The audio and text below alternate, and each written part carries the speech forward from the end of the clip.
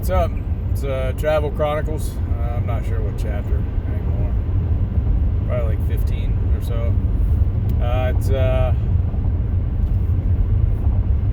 It's April 20th, 420.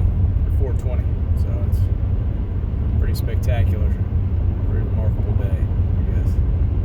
Quarantine's still going on. This weekend was the first weekend where I actually haven't looked at the Worldometers coronavirus statistics. Still got my gator pull up, but I don't know. It's if you're working, you're still working. You know, things really haven't changed other than like maybe just stopping at the store, eating out occasionally. Yeah, you can't do that. Everything else, though, I mean, you're still working.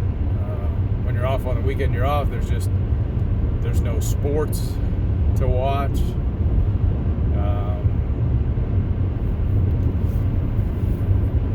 You know, and other people are off. People that are off, or you know, if the kids don't have school, it's like they're on. I don't want to say they're on summer break because yeah, they still have schoolwork that they have to do during the week, but it's still not the same load. It's still not the same level, you know, that they do when they're going to school. So, you know, they kind of feel like they're on vacation, but they're at home. You know, they don't get to go anywhere. And you know, mine aren't little. You know, they're older, but they're in that age range where you know they want to hang out with their friends. They want to see their friends. They don't want to hang out with mom and dad. So it's a little hard. Still got mom with us. Was talking this weekend about wanting to die. Said it'd be easier. I mean, I understand. You know, somebody could get to a point where, you know, living is work. It becomes hard. It becomes tedious. You can't do the things that you used to do. You know, she has trouble remembering things.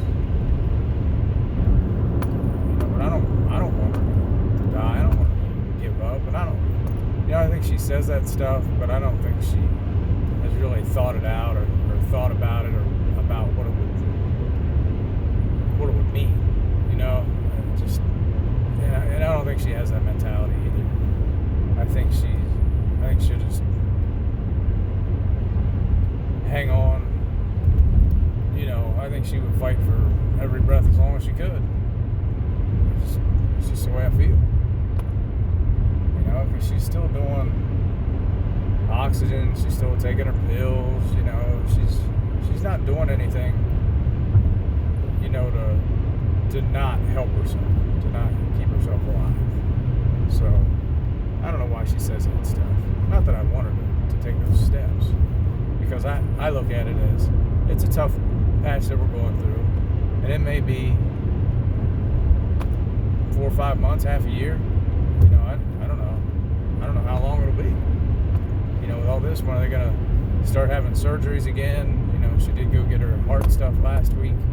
If she get back in to do that, you know, is she going to get approval? I don't know. I have some reservations about her going to live on her own again, though. That's for sure. Just because of her memory and the way she does things.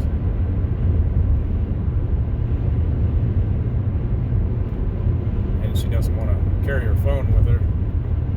She wants a new phone or some type of medical everything, which is fine, but you know, she would have to carry it all the time, 100%. It's not like, oh, I'm just going over here. It's like, no, you have to have it all the time. But I think we could do some other things too. Probably get some cameras or something out there just so we can, you know, keep an eye on her, watch her, see what's going on.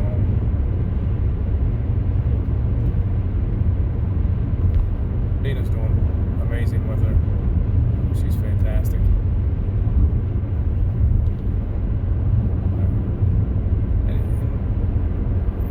I knew she would be, but I know it's hard on her too. But she's doing great with it. I mean, it's great as you can.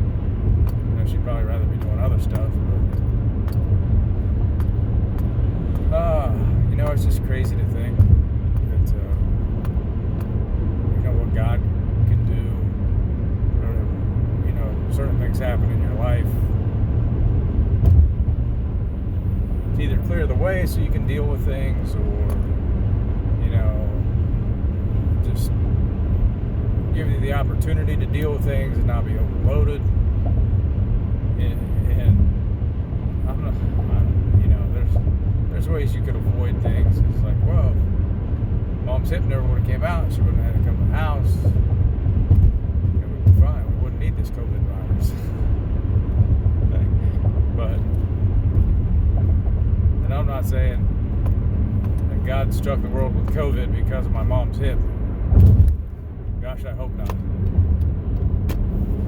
But it's just funny how things work out, This weekend, though, we did get called Friday night, Saturday, Sunday for work. So still no help coming. Not even a sign of it. Work's gonna suck for the next, I don't know how long, probably for a while.